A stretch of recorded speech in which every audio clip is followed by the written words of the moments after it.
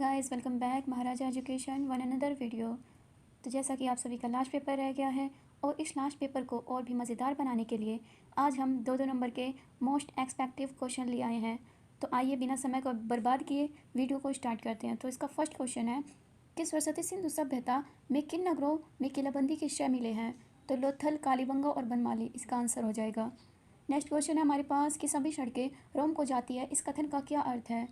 इस कथन का हमें अर्थ बताना है। इस कथन का अर्थ है रोम में सड़कों का जाल बिछा है, रोम की सड़कें रोम को अन्य देशों और शहरों से जोड़ती हैं।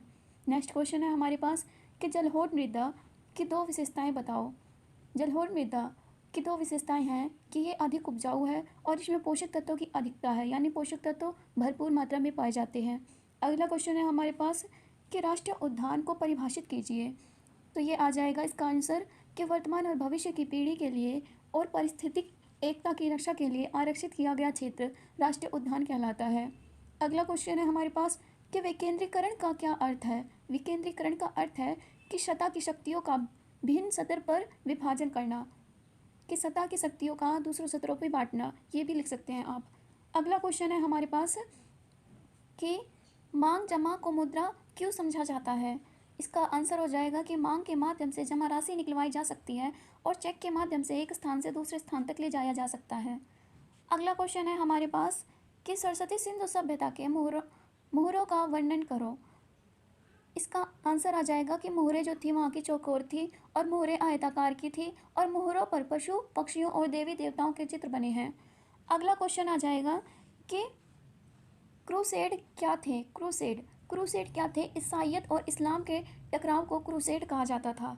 ठीक है। अगला क्वेश्चन है हमारे पास कि भूमि नवीकरण की समस्या को कैसे हल किया जा सकता है? कैसे हल किया जा सकता है? तो वनोरोपण करके, पेड़ों की रक्षा के लिए मेखला बनाना, उर्वरक को का सीमित उपयोग करना, यानी जो हम ये फैक्ट्री वाले खाद उपयोग करते हैं इसका कम उपयोग करना।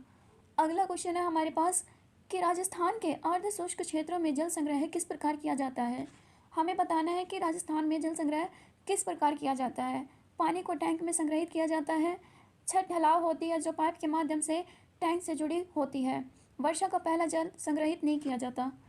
नेक्स्ट क्वेश्चन है हमारे पास कि भारत में स्थानीय सरकारों का महत्व क्या है, बताना है हमें। तो भारत में स्थानीय सरकार का क्या महत्व है? तो इसका आंसर है लोकतंत्र को मजबूत बनाते हैं, केंद्र पर अधिक दबाव नहीं बन रहता और जन भागीदारी भी बढ़ती है और राजनीतिक जागरूकता भी बढ़ती है। अगला क्वेश्चन है हमारे पास कि सरस्वती सिंधु सभ्यता के विश्व को क्या देना है? विश्व को क्या देना है? नगर योजना निर्माण है और सुरक्षा, स्वच्छता के क्षेत्र में योगदान, बैलगाड़ी और नाव निर्माण और कांस्य धातु का निर्माण, ये सब चीज़ें सरस्वती सिंधु सभ्यता ने विश्व को दिया है। अगला क्वेश्चन है हमारे पास कि 1957 की क्रांति के सामाजिक और धार्मिक व राजनीतिक कारणों का वर्णन करो। जो 1857 की क्रांति थी उसके जो सामाजिक और धार्मिक कारण है वो निम्नलिखित प्रकार से हैं कि अंग्रेजी कंपनी की शोषणकारी नीति, हस्तशिल्प उद्योगों को नष्ट होना, सामाजिक व सैनिक भेदभाव, धर्म और संस्कृति का उपहास और चर्बी वाले कारतूस। ये क्वेश्चन आपका बड़े नंबर में भी आ सकता है, उसके हिसाब से आपको बड़ा लिखना पड़ेगा। यहाँ अभी आपको 2 नंबर में दिया गया है। अगला क्वेश्चन है हमारे पास कि भारत में पाई जाने वाली काली मृदा का वर्णन करें। काली मृदा बताना है, तो इसका आंसर आ जाएगा यह महाराष्ट्र और गुजरात में पाई जाती है। यह कपास के लिए अधिक उपयोगी है, इसमें कार्बन की अधिकता होती है, यानी कार्बन भरपूर मात्रा में पाया जाता है और कम सिंचाई की आवश्यकता होती है इस मृदा के लिए। अगला क्वेश्चन है हमारे पास कि भारत में वनस्पति और प्राणी जात के हाश्य के कारणों का वर्णन करें। हमें बताना है वनस्पति और प्राणी जात के हाश्य का कारण बताना है कि क्यों ये लुप्त होती जा रही हैं। तो इसका कारण है वनों को काटना, अवैध व्यापार, कृषि का विस्तार, जंगलों में आग लगना आदि। आप बहुत सारे कारण भी लिख सकते हैं बट यहाँ 2 नंबर में दिया गया है। अगला क्वेश्चन है हमारे पास कि भारतीय संघ की भाषा नीति की मुख्य विशेषताएं बताओ। भारतीय संघ की भाषा नीति है संविधान के भाग 8 में 22 भाषाएं हैं। हिंदी राज्य भाषा है, इसको 14 सितंबर 1949 को अपनाया गया। भारत में 40% लोग हिंदी बोलते हैं। अगला क्वेश्चन है हमारे पास कि आधुनिक लोकतांत्रिक व्यवस्था में सत्ता की साझेदारी के अलग अलग तरीके क्या हैं? अलग अलग तरीके बताने, तो इसका आंसर आ जाएगा सरकार के विभिन्न अंगों में साझेदारी, सत्ता की शक्ति का विभाजन, सतह की शक्ति का विभिन्न स्तर पर विभाजन, टकराव से मुक्ति और सत्ता में समान भागीदारी। तो ये क्वेश्चन मैं दोबारा रिपीट करवा देती हूँ। ये क्वेश्चन है कि आधुनिक लोकतांत्रिक व्यवस्था में सत्ता की साझेदारी के अलग अलग तरीके क्या हैं। हमें तरीके बताने कि किस प्रकार सत्ता की साझेदारी के अलग अलग तरीके हैं लोकतांत्रिक में। तो इसका आंसर आ जाएगा सरकार के विभिन्न अंगों में साझेदारी और सत्ता की शक्तियों का विभिन्न स्तरों पर विभाजन, टकराव से मुक्ति और सत्ता में समान भागीदारी। अगला क्वेश्चन है हमारे पास कि मानव विकास संसूचक क्या है, इसके घटकों का वर्णन करें। तो इसका आंसर आ जाएगा जीवन संसूचक की गुणवत्ता को मानव विकास संसूचक कहते हैं। इसके घटक हैं दीर्घायु, शिक्षा का स्तर, प्रति व्यक्ति आय। अगला क्वेश्चन है हमारे पास उपभोक्ता के अधिकारों का वर्णन करो। उपभोक्ता का अधिकार क्या है? इसका उत्तर हो जाएगा सुरक्षा का अधिकार, सुनवाई का अधिकार, चुनने का अधिकार, सूचना का अधिकार और शिकायत करने का अधिकार। ये उपभोक्ता के अधिकार के अंतर्गत आते हैं। अगला क्वेश्चन हो जाएगा हमारे पास, अगला क्वेश्चन क्या है कि तराइन का प्रथम युद्ध कब और किसके बीच हुआ? इस युद्ध का परिमाण क्या था? तो ये युद्ध कब हुआ था? 1991 में हुआ था। पृथ्वीराज चौहान और मोहम्मद गौरी के बीच हुआ था। ठीक है। अगला क्वेश्चन है कि आर्थिक नियोजन का अर्थ बताइए। आर्थिक नियोजन का अर्थ है कि आर्थिक संसाधनों का विवेकपूर्ण उपयोग करना। अगला क्वेश्चन है हमारे पास कि सतत पोषीय विकास का अर्थ बताइए। सतत पोषीय विकास का अर्थ, इसका उत्तर हो जाएगा कि पर्यावरण को नुकसान पहुंचाए बिना किए जाने वाले विकास को सतत पोषीय विकास कहते हैं। अगला क्वेश्चन है कि वर्षा जल संचयन क्या है? उत्तर हो जाएगा कि वर्षा जल सतही प्रवाह के कारण इसका आंसर हो जाएगा कि वर्षा जल सतही प्रवाह के रूप में बहकर व्यर्थ हो जाने से पहले सतह पर, सतह से ऊपर, सतह से नीचे या उपसतह या जलभृत में तकनीकी को वर्षा संचलन कहते हैं। ये क्वेश्चन थोड़ा वैसा है, इसका आंसर मुझे भी नहीं पता, बट मैं आपको समझा नहीं सकती, आपको समझ सकते हैं। अगला क्वेश्चन है कि राष्ट्रीय आय किसे कहते हैं? राष्ट्रीय आय किसी देश में उत्पादित सभी वस्तुओं और सेवाओं से प्राप्त किया जिसमें विदेशी आय भी शामिल होती है, उसे राष्ट्रीय आय कहते हैं। नेक्स्ट क्वेश्चन है हमारे पास कि भारत में शक्तियों के विकेंद्रीकरण की क्यों आवश्यकता है? तो भारत में शक्तियों के विकेंद्रीकरण की आवश्यकता इसलिए है कि सत्ता में समान भागीदारी, कुछ समस्याओं का समाधान स्थानीय सरकार पर हो जाएगा। मतलब शक्तियों को बांटना क्यों जरूरी है, इसमें यह बताएं कि सत्ता में समान भागीदारी हो लोगों की और कुछ समस्याओं का समाधान जो होता है वो स्थानीय सरकार ही अच्छे से कर पाता है, क्योंकि अपने अपने गांव का मामला अपने गांव की स्थानीय सरकार ही सुधार सकते हैं। अगला क्वेश्चन हो जाएगा सरस्वती सिंधु सभ्यता की सड़कों की व्यवस्था कैसी थी? सड़कें की व्यवस्था बतानी है। इसका उत्तर हो जाएगा कि सड़कें नगर को 5 से 6 खंडों में बांटती थी। सड़कें चौड़ी थी, सड़कें कच्ची होती थी और सड़कों के किनारे कूड़ेदान भी रखे जाते थे। नेक्स्ट क्वेश्चन हो जाएगा हमारे पास कि वैदिक दर्शन का मुख्य बताइए। वैदिक दर्शन का मुख्य बताना है हमें। ये क्या है? व्यक्ति को लोभ या मोह से दूर रहते हुए कर्तव्य का पालन करना सिखाता है और वैदिक दर्शन में स्वस्थता है और वैदिक दर्शन जीवन जीने की कला सिखाती है। ठीक है। अगला क्वेश्चन हो जाएगा पहाड़ी क्षेत्र में मृदा प्रदान को रोकथाम के उपाय बताइए। हमें मृदा प्रदान के रोकथाम के उपाय बताने हैं। तो आ जाएगा वृक्षारोपण करके बचा सकते हैं और सीढ़ीदार खेती करना और रक्षक मेखला बनाना और नदियों किनारे पेड़ लगाना। ठीक है। अगला क्वेश्चन हो जाएगा हमारे पास कि भारत में जैविक विविधता को कम करने वाले कारकों का वर्णन कीजिए। जैविक विविधता को कम करने के कारण है वनों को काटना और अवैध शिकार करना और वैश्विक तापमान में वृद्धि करना। अगर ये सब कर सकते हैं, अगर इन सबको अवरुद्ध कर दिया जाए तो हम जैविक विविधता को कम करने वाले कारक को रोक सकते हैं। ठीक है। अगला क्वेश्चन है हमारे पास कि लोकतांत्रिक के गुण बताइए। तो इसका आंसर आ जाएगा व्यक्ति की गरिमा बनी रहती है, नागरिकों में समानता बढ़ती है और सही फैसले लिए जाते हैं। अगला क्वेश्चन आ जाएगा जैन धर्म और बौद्ध धर्म में क्या क्या समानताएं हैं। हमें दोनों धर्मों की समानताएं बतानी है। तो इसका आंसर आ जाएगा कि दोनों धर्मों ने दुखों का कारण लालसा को बताया है और दोनों धर्म दर्शन, कर्म, सिद्धांत व पुनर्जन्म में विश्वास रखते हैं और दोनों धर्मों ने अहिंसा पर बल दिया है और दोनों धर्मों का उद्देश्य मोक्ष की प्राप्ति थी और दोनों धर्म नैतिक चरित्र पर बल देते हैं। अगला क्वेश्चन है हमारे पास कि मिस्र की प्रशासनिक व्यवस्था का वर्णन करो। हमें मिस्र की प्रशासनिक व्यवस्था बतानी है कैसी थी। मिस्र की प्रशासनिक व्यवस्था इस प्रकार थी। फ़राओ को असीमित अधिकार थे। फ़राओ क्या था? मिस्र का राजा कहलाता था फ़राओ, ठीक है। उसको बहुत सारे अधिकार थे। वज़ीर फ़राओ की मदद करता था। सैन्य संगठन सामंतवादी प्रथा पर निर्भर थी और सहकारी परिषद को सारू भी कहते थे। और फ़राओ की मुख्य न्यायाधीश होता था, कि फ़राओ जो था वो मुख्य न्यायाधीश होता था, ठीक है। इसमें बस कुल मिला के हमें प्रशासनिक व्यवस्था बतानी है। बता दिया कि फ़राओ को असीमित अधिकार प्राप्त थे और वजीर जो था फ़राओ की मदद करता था और सैन्य संगठन समतावादी प्रथा पर निर्भर थी और सहकारी परिषद को सारू कहते थे और फ़राओ के मुख्य न्यायाधीश होता था। फ़राओ ही मुख्य न्यायाधीश होता था। अगला क्वेश्चन है हमारे पास कि बहुउद्देशीय परियोजनाओं के लाभ हानि बताइए। बहुउद्देशीय जो परियोजना के लाभ हैं वो है जल विद्युत उत्पादन होता है और सिंचाई के लिए पानी उपलब्ध होता है और मछली का पालन किया जाता है, ठीक है। हानि क्या है? हानि है नदियों का प्राकृतिक बहाव अवरुद्ध हो जाता है और राज्यों में मध्य तनाव हो जाता है राज्यों के बीच और पर्यावरण को भी नुकसान पहुंचता है, ठीक है। अगला क्वेश्चन है हमारे पास कि जलोढ़ मृदा का विस्तार पूर्वक वर्णन करें। जलोढ़ मृदा का विस्तार पूर्वक वर्णन कुछ इस प्रकार है। यह भारत के उत्तर में स्थित है।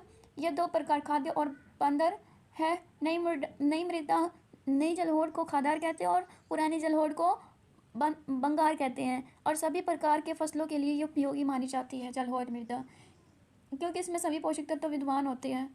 अगला क्वेश्चन है हमारे पास कि संघीय व्यवस्था की दो विशेषताएं बताइए। संघीय व्यवस्था क्या होती है? सरकार दो या दो से अधिक स्तर पर, इसमें क्या होती है? सरकार दो या दो से अधिक स्तर पर होती है। अलग अलग सरकारें एक ही शासन समूह पर कार्य करती है और लिखित संविधान है इसमें और शक्ति का विकास उच्च व निम्न स्तर पर होता है और संविधान की स्वच्छता होती है। अगला क्वेश्चन है हमारे पास कि जाति के अंदर राजनीतिक का वर्णन कीजिए। जाति के अंदर राजनीतिक का, ठीक है। जाति स्वयं को बड़ा बताना चाहती है। जाति सत्ता प्राप्त करना चाहती है। सत्ता प्राप्ति के लिए गठजोड़ करते हैं। जिन जाति की संख्या अधिक होती है उम्मीदवार भी उसी जाति का होता है, ठीक है। अगला क्वेश्चन है हमारे पास कि उपभोक्ता शोषण के तरीकों का वर्णन कीजिए। इसका उत्तर है मूल्य से अधिक दाम ले लेता है और भ्रामक प्रचार करते हैं, कम तौलते हैं, मिलावट करते हैं, जमाखोरी और कला बाजारी करते हैं, ठीक है। अगला क्वेश्चन है हमारे पास, अगला क्वेश्चन है कि संगठित और असंगठित क्षेत्रों की रोजगार परिस्थिति की तुलना कीजिए। संगठित क्षेत्र कौन से होते हैं? नियमित वेतन मिलता है और कार्य के घंटे इसमें निश्चित होते हैं और रोजगार सुरक्षित रहता है और सेवानिवृत्ति के बाद मासिक पेंशन भी मिलता है, अर्थात रिटायर होने के बाद हर महीने पेंशन भी आता है, ठीक है। और है कि चिकित्सा सुविधा भी मिलती है। और असंगठित क्षेत्र क्या है? असंगठित क्षेत्र में दैनिक मजदूरी प्राप्त करते हैं और कार्य के घंटे निश्चित नहीं होते और रोजगार की भी सुरक्षा नहीं होती और रिटायर होने के बाद मासिक पेंशन भी नहीं मिलती और चिकित्सा की कोई सुविधा भी नहीं मिलती, ठीक है। अगला क्वेश्चन है हमारे पास कि जिगुरात क्या है? जिगुरात क्या है? सुमेर के नगरों में पिरामिड के आकार के ऊंचे मंदिरों को जिगुरात कहा जाता है। क्या? सुमेर के नगरों में पिरामिड के आकार के ऊंचे मंदिरों को जिगुरात कहा जाता है, ठीक है। अगला क्वेश्चन है हमारे पास कि वैदिक दर्शन के 4 महत्वपूर्ण स्रोत के नाम लिखें। 4 महत्वपूर्ण स्रोत क्या क्या हैं? वेद, ब्राह्मण, आर्य, उपनिषद, ये 4 महत्वपूर्ण स्रोत हैं, ठीक है। अगला क्वेश्चन है बहुउद्देशीय परियोजनाएं क्या है? बहुउद्देशीय तो ये क्या है? वे जो परियोजनाएं एक से अधिक उद्देश्यों की पूर्ति के लिए बनाई जाती है उसे ही बहुउद्देशीय परियोजनाएं कहते हैं, ठीक है। अगला क्वेश्चन है हमारे पास कि वाणिज्यिक कृषि क्या है? वाणिज्यिक अधिक पैदावार देने वाले बीजें, रासायनिक उर्वरक और कीटनाशकों के प्रयोग से व्यापारिक दृष्टि से किए जाने वाले कृषि को वाणिज्यिक कृषि कहते हैं। अर्थात कहने का भाव यह है कि अधिक पैदावार वाले बीज हों और रासायनिक उर्वरक और कीटनाशक के प्रयोग से व्यापारिक दृष्टि से की जाने वाली कृषि को वाणिज्यिक कृषि कहा जाता है, ठीक है। अगला क्वेश्चन है हमारे पास कि संगठित क्षेत्र से क्या अभिप्राय है? संगठित क्षेत्र जिन कार्यस्थलों पर काम करने के लिए वेतन नियमित व निश्चित होते हैं और उसे ही संगठित क्षेत्र कहते हैं। इसे आप बढ़ा चढ़ा के भी लिख सकते हैं, बट यहाँ अभी आपको 2 नंबर में देखने को ये क्वेश्चन मिल रहा है, इसीलिए आप इतना भी लिख दे तो आपको मिल जाएगा पूरे नंबर। अगला क्वेश्चन है हमारे पास कि सामुदायिक सरकार के अर्थ बताइए। सामुदायिक सरकार क्या होती है? तो ये होती है एक जाति, भाषा व संस्कृति लोगों द्वारा चुनी गई सरकार को सामुदायिक सरकार कहते हैं, इसका अर्थ है, ठीक है। अगला क्वेश्चन हमारे पास है कि दांडी यात्रा के विषय में बताइए। दांडी यात्रा वो थी जो गांधी जी ने शुरू करी थी। तो इसमें क्या है कि दांडी मार्च या नमक आंदोलन को गांधी जी ने 12 मार्च 1930 को शुरू किया। इसके साथ 78 अनुयायी भी शामिल थे। उन्होंने 24 दिन तक चलकर साबरमती से दांडी यात्रा तक की 240 मील की दूरी तय की। कई अन्य लोग इस रास्ते में उनके साथ हो गए और 6 अप्रैल 1930 को गांधी ने मुट्ठी भर नमक उठाकर प्रतीकात्मक रूप से इस कानून को तोड़ा। दांडी मार्च को सविनय अवज्ञा आंदोलन की शुरुआत की गई है। यहाँ पे आपको दिख नहीं रहा होगा, मैं इसे एक फ्रेम में करना चाहती हूँ, एक सेकेंड।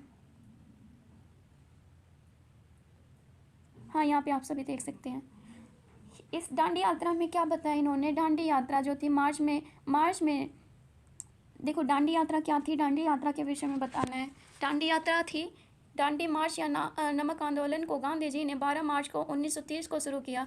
इसके साथ 78 अनुयायी भी थे। इन्होंने 24 दिनों तक चलकर साबरमती से दांडी तक की 240 मील की दूरी तय की।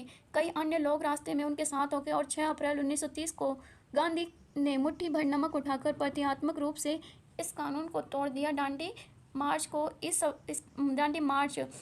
दांडी मार्च के नाम से भी जाना जाता और इसे सविनय अवज्ञा आंदोलन की शुरुआत भी हुई थी। इस नाम से सविनय अवज्ञा आंदोलन के नाम से भी जाना जाता है। अगला क्वेश्चन है हमारे पास कि भारतीय विदेश नीति के मुख्य स्तंभ कौन से थे। ठीक है, इसके मुख्य स्तंभ थे पंचशील, गुटनिरपेक्षता, स्वतंत्रता, विदेश नीति और राष्ट्रीय हित सर्वोपरि। ठीक है, अगला क्वेश्चन है हमारे पास कि स्पष्ट कीजिए कि कृषि के उद्योग किस प्रकार साथ साथ बढ़ रहे हैं। उद्योग को कच्चा माल कृषि से प्राप्त होता है। ठीक है, हम इसमें ये बताना है कि कृषि और उद्योग किस प्रकार साथ साथ बढ़ रहे हैं। तो क्या होता है, उद्योगों में को कच्चा माल कृषि से प्राप्त होता है और उद्योग भी कृषि में नई तकनीकी को बढ़ावा देते हैं। उद्योगों द्वारा निर्मित उत्पाद जैसे सिंचाई के लिए पंप, उर्वरक, कीटनाशक दवाएं, प्लास्टिक पाइप, मशीन व कृषि औजार आदि पर किसान निर्भर हैं। ठीक है, अगला क्वेश्चन है हमारे पास कि भारत में सड़क परियोजना की समस्या बताइए। तो भारत में सड़क परियोजना की समस्या है 50% सड़कें जो हैं वो कच्ची हैं और राष्ट्रीय राजमार्ग की संख्या कम है। ठीक है, गुणवत्तापूर्ण सड़कें नहीं हैं। नेक्स्ट क्वेश्चन है हमारे पास कि संघीय शासन व्यवस्था के किन्हीं दो तरीके में को गठित कीजिए। हमें 2 तरीके बताने हैं। 2 तरीके क्या है, केंद्र और राज्य स्तर। ठीक है, अगला है साम्राज्यवाद ने भारत पर क्या नकारात्मक प्रभाव पड़े। भारत में क्या नकारात्मक प्रभाव पड़े वो बताना है कि गांवों की स्वावलंबी अर्थव्यवस्था को छिन्न भिन्न होना और भारत का आर्थिक शोषण और हस्तलिपि उद्योगों का पतन, निर्यात की अपेक्षा आयात को बढ़ावा